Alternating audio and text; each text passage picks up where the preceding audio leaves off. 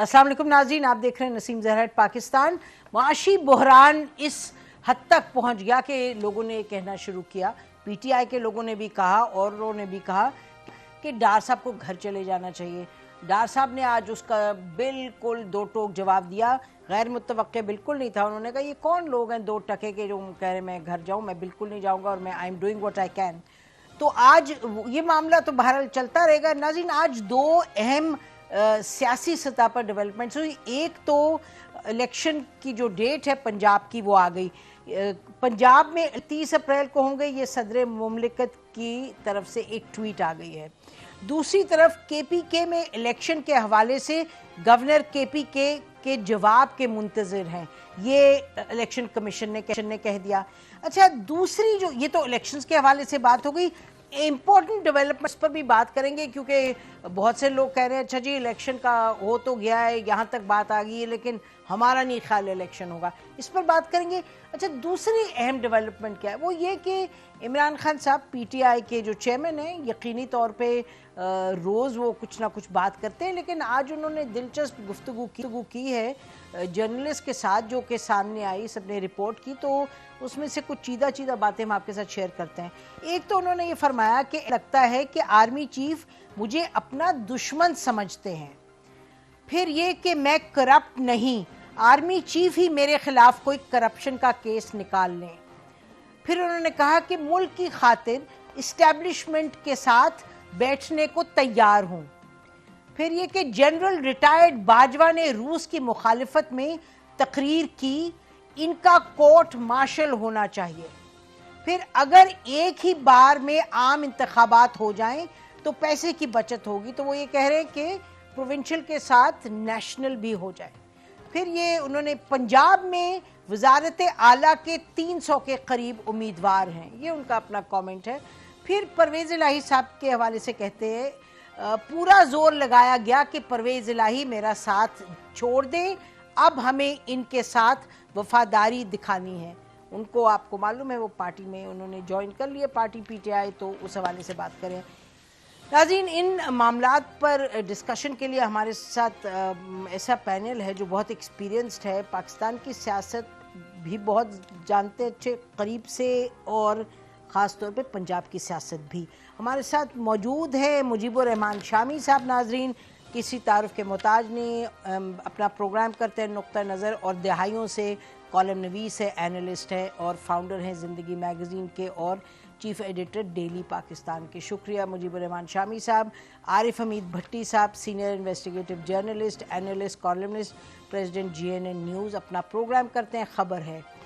और हमारे साथ हमारे अपने सलीम बुखारी साहब, उस्ताद इनको समझते हैं, सीनियर एनालिस्ट हैं, एंकर हैं, चीफ़ एडिटर हैं, director digital media City News Network, अपना प्रोग्राम करते हैं सलीम बुखारी शो। बहुत शुक्रिया बुखारी साहब, you are always very kind to us. अच्छा, शुरू करते हैं हम इलेक्शन के हवाले से। शामी साहब, आप फरमाइएगा कि इलेक्शन की डेट, पहले तो सुप्रीम कोर्ट ने कहा कि आप इलेक्शन करवाएं, 90 दिनों के अंदर अंदर, आगे पीछे कुछ दिन हो सकते हैं। फिर इलेक्शन कमीशन ने डेट की ऑप्शंस दी, 2 सबमिट की टू द प्रेसिडेंट, और प्रेसिडेंट साहब ने 30 अप्रैल की डेट दे दी। केपीके की तो अभी तक डेट नहीं आई, लेकिन 30 अप्रैल की डेट के हवाले से हम सुन रहे हैं लोगों को चेमगोइयाँ हो रही हैं कि जी सब कुछ हो भी गया है, और कह भी दिया है सुप्रीम कोर्ट ने कि आइन के मुताबिक अब सब इदारे ताबे हैं इलेक्शन कमीशन के, लेकिन फिर भी सवाल है इलेक्शन पर। आप इससे इत्तेफाक करते हैं कि सवाल है इलेक्शन के हवाले से? बहुत शुक्रिया नसीम साहब।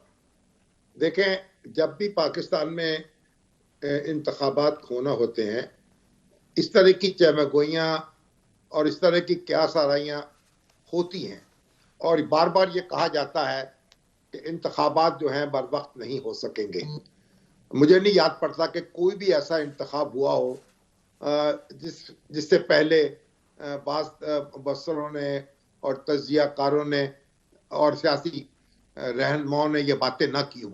तो अब भी ये बातें की जा रही हैं, लेकिन जो सुप्रीम कोर्ट का फैसला है उसके मुताबिक इलेक्शन कमीशन ने अपना काम शुरू कर दिया है और सदर मुमलिकत ने तारीख भी दे दी है। अब खैबर पख्तूनख्वा का मामला भी इसी तरह से तय हो जाएगा।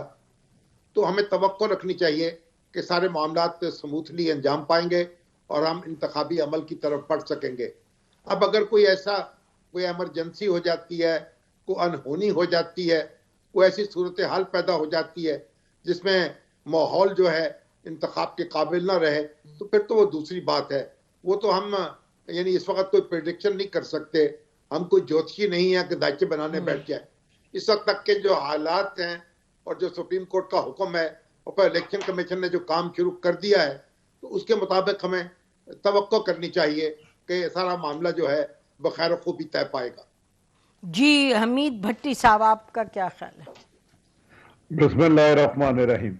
देखें, सुप्रीम कोर्ट के 5 रुकनी बेंच से पहले ये क्या सराहियां की जा रही थी और बादियुल नजर में हुकूमत भी कह रही थी कि इलेक्शन नहीं करवाने।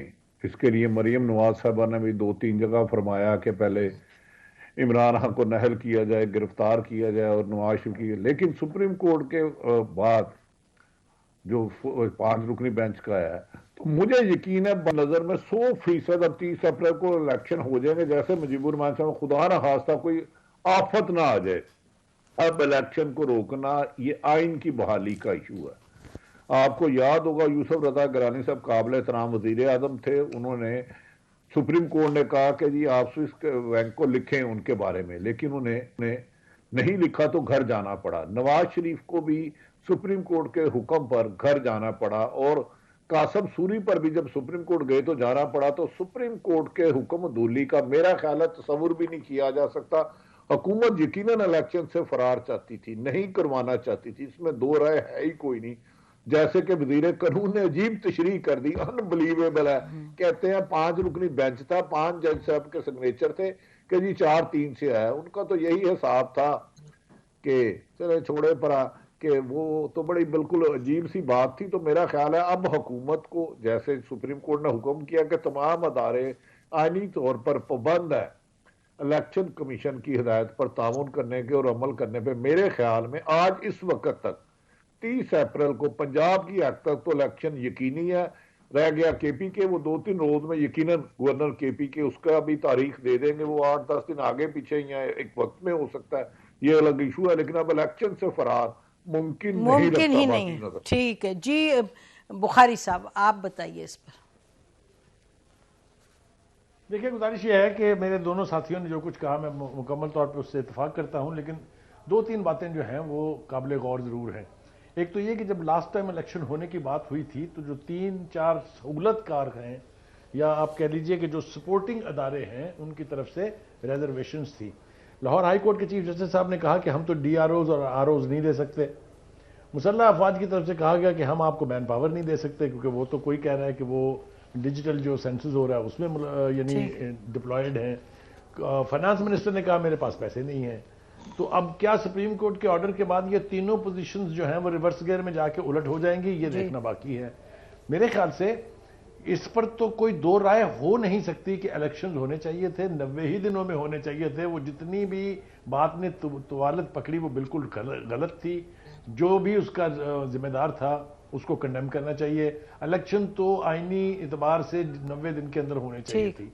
लेकिन किस्सा मुख्तसर ये कि अब चूंकि तय हो गया है, डेट भी दे दी है प्रेसिडेंट साहब ने, तो इसके ऊपर ज़ाहिर तो फरार का कोई रास्ता मौजूद नहीं है।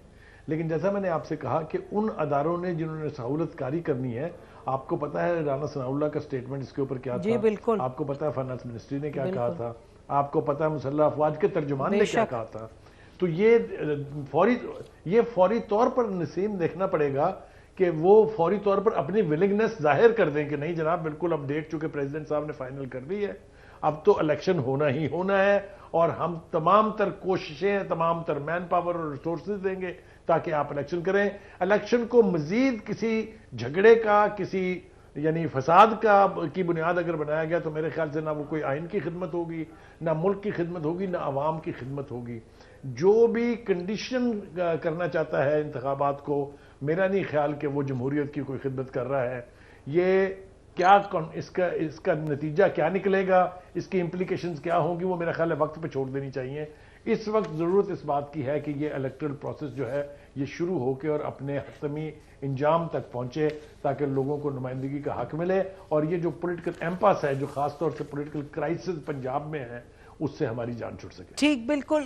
तो शामी साहब, कोई गुंजाइश तो नहीं रहती एक मर्तबा कॉन्स्टिट्यूशन में बहरहाल लिखा और जब कह दिया सुप्रीम कोर्ट ने कि इलेक्शंस होंगे, और ये जो बुखारी साहब ने बात रेज की है वो तो हम सब जानते हैं कि ये तमाम इदारों की तरफ से कहा गया था, लेकिन अब हम ये समझें कि उनको ताबे होना पड़ेगा आइन के और जो सुप्रीम कोर्ट का ऑर्डर है, अब तो कोई गुंजाइश नहीं रहती। Is this correct? देखें, अगर ये जो अदारे हैं जो अपनी माजूरी का इजहार कर रहे थे, अगर हम उनकी बात तस्लीम कर लें तो इसका मतलब यह है कि सुप्रीम कोर्ट की जो अथॉरिटी है वो खत्म हो गई। ठीक। और सुप्रीम कोर्ट के पास जो हतमी इख्तियार है मामलात को तय करने का, दस्तूरी तौर पर उसको चैलेंज कर दिया गया। ये अदारे अपनी अपनी बात कर सकते हैं लेकिन उस पर इसरार नहीं कर सकते।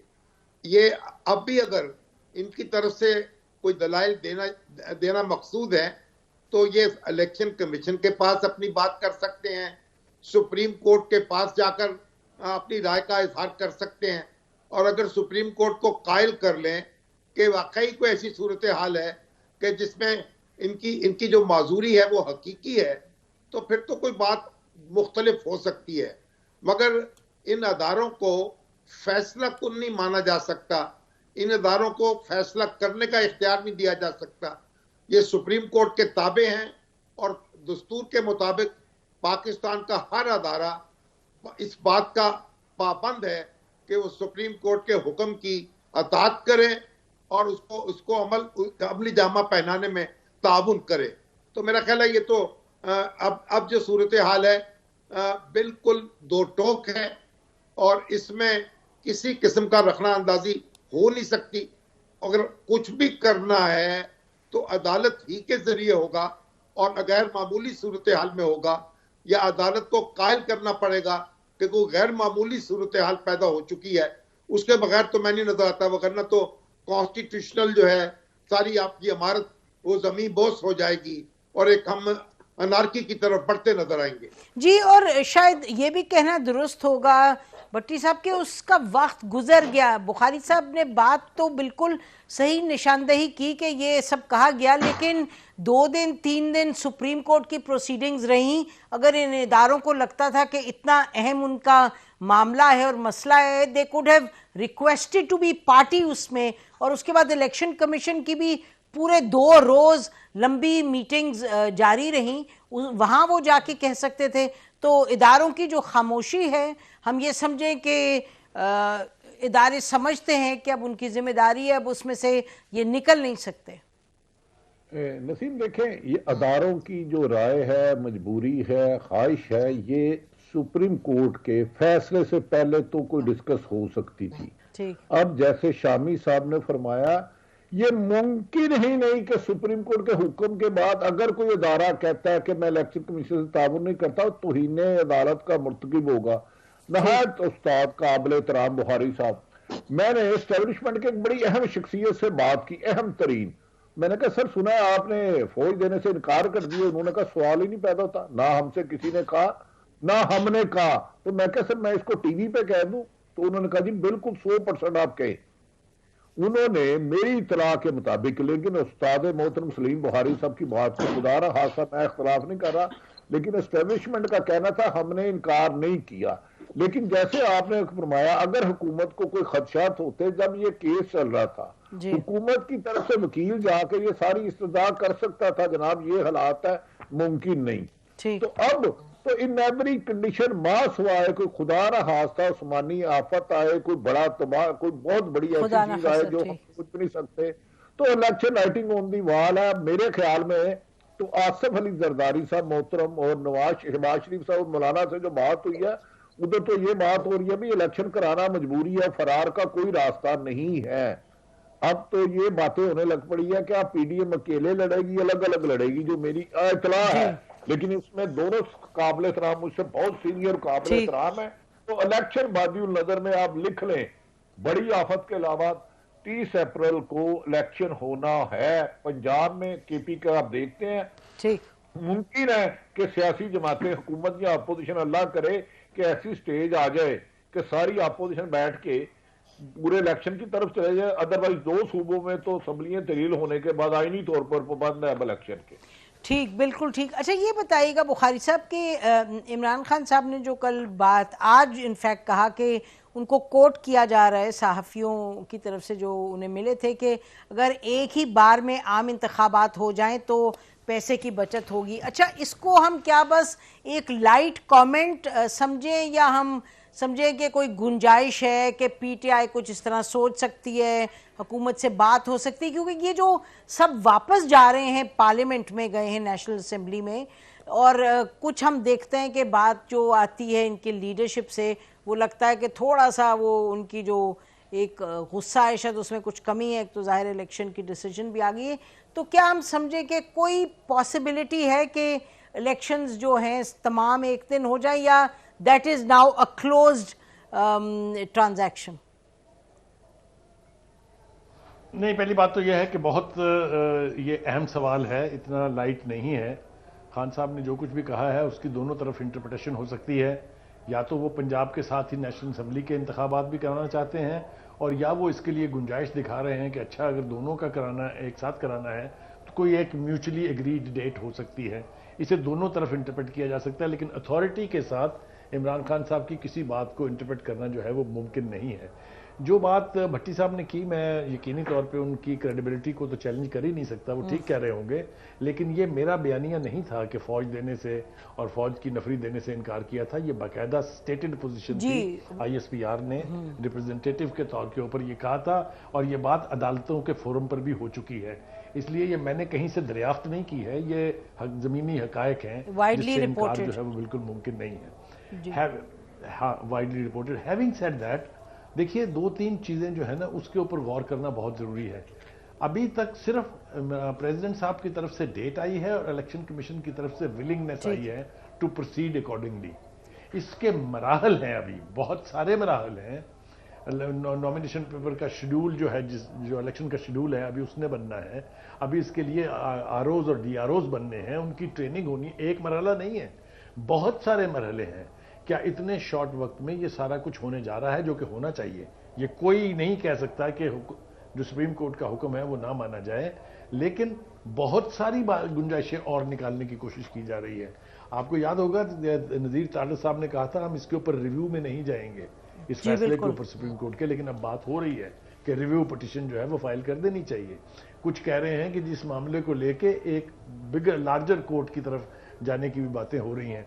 तो ये वो इवेंचुअलिटीज हैं। बुखारी साहब आपने बड़ी अहम बात की है, बुखारी साहब आप बड़ी अहम बात कर रहे हैं। आप कह रहे हैं कि रिव्यू पिटीशन की बात हो रही है, फुल बेंच की, फुल कोर्ट की बात हो रही है। ये कितनी मुसद्दिका है? इज इट जस्ट अभी सोच है या कोई एक्चुअली इस पर अमल करने का इरादा है?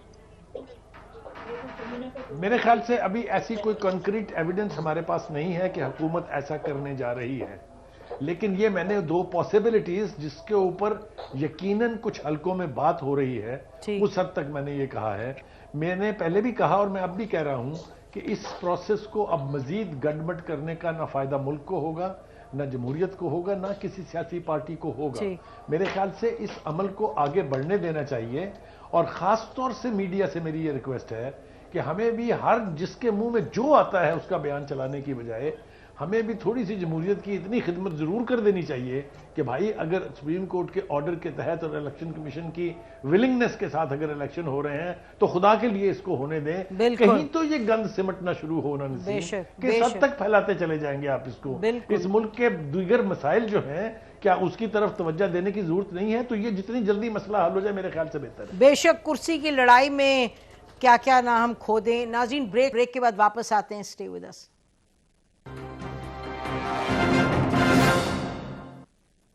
वेलकम बैक नाज़रीन। ये तो हमारे तीनों पैनलिस्ट ने तय किया कि इलेक्शन होना चाहिए और यकीनी तौर पे होगा, barring something really unusual, God forbid कोई डिज़ास्टर वगैरह हो।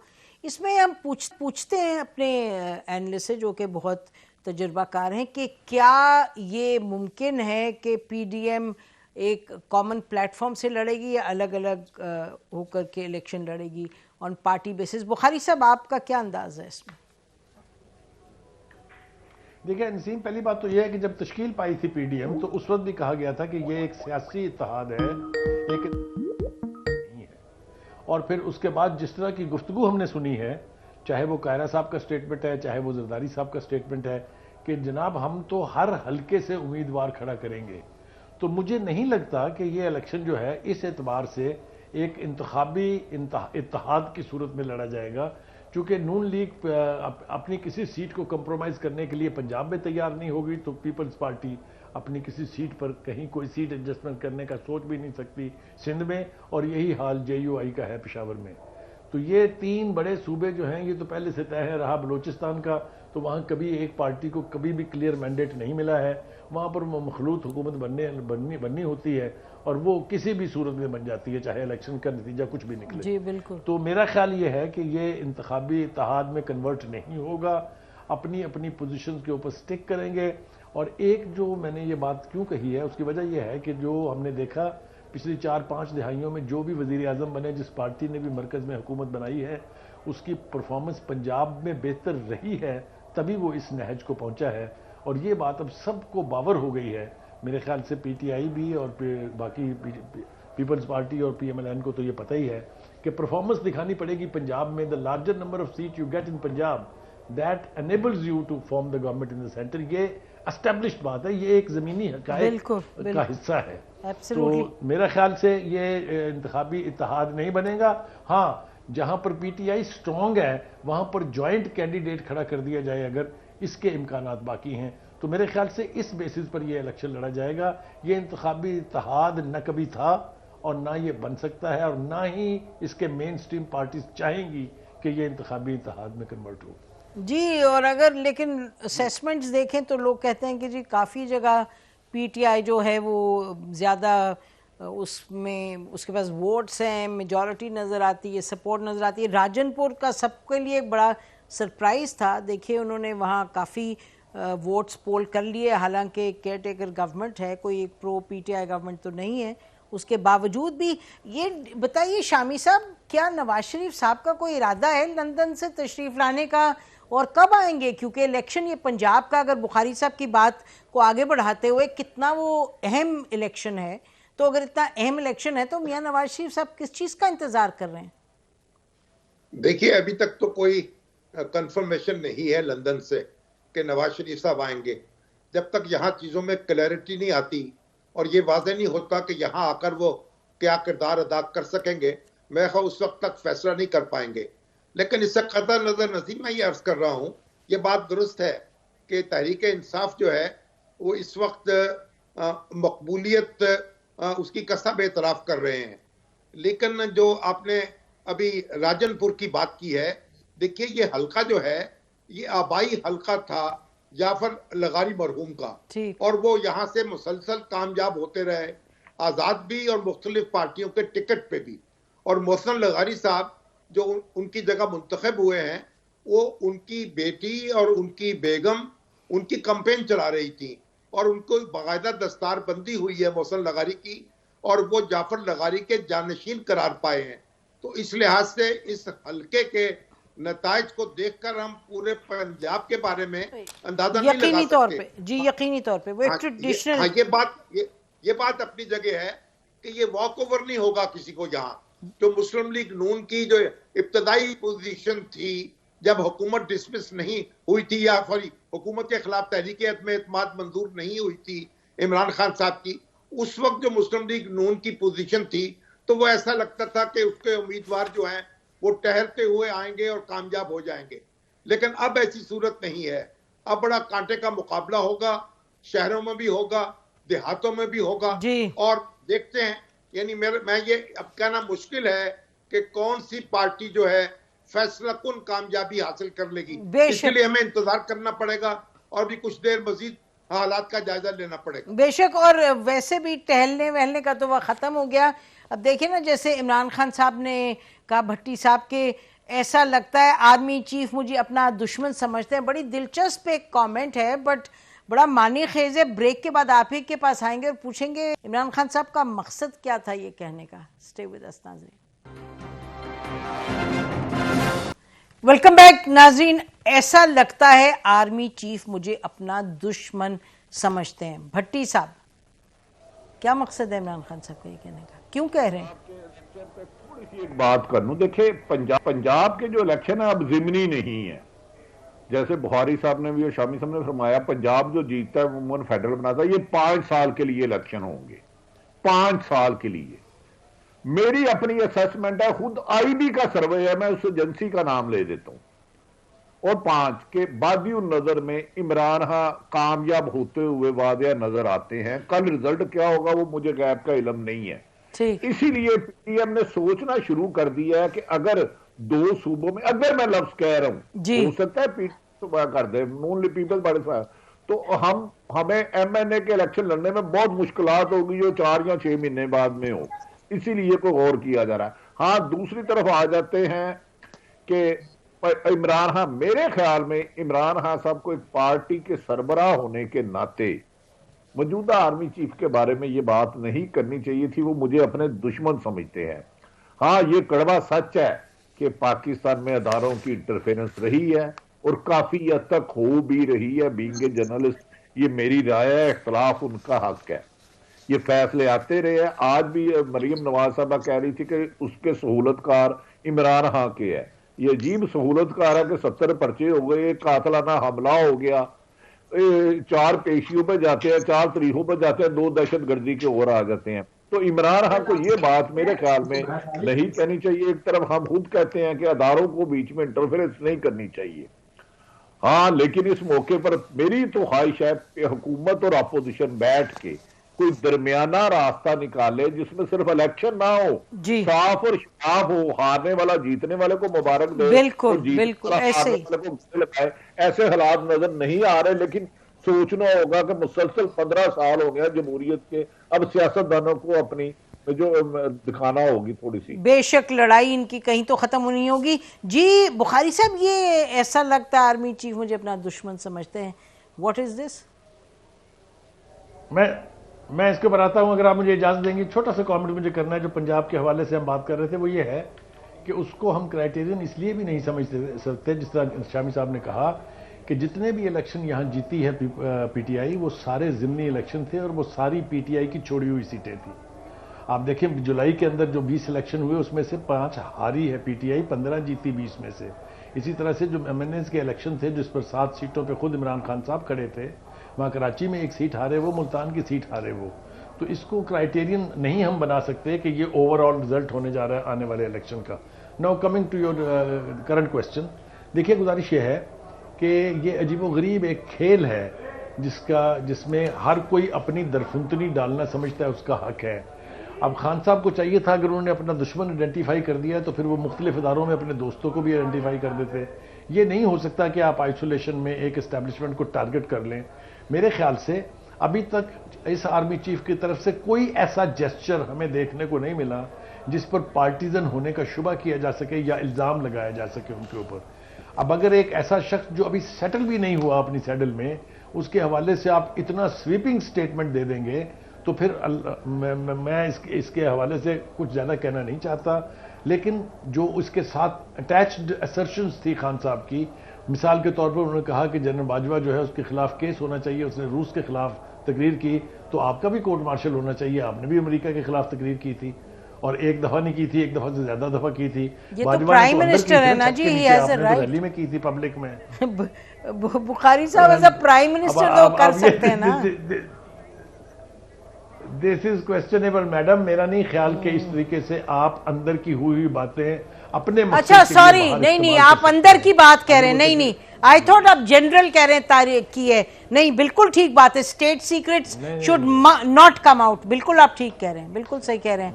मेरा ख्याल से जनरल आप बात कह रहे हैं। नहीं, इस एतबार से मेरे ख्याल से थोड़ा ज्यादा जिम्मेदाराना रवैया होना चाहिए। बिल्कुल 100% अनट्राइड अनटेस्टेड बंदे नहीं है। He has been prime minister for 4 years। Absolutely, he knows the sensitivity of certain statements.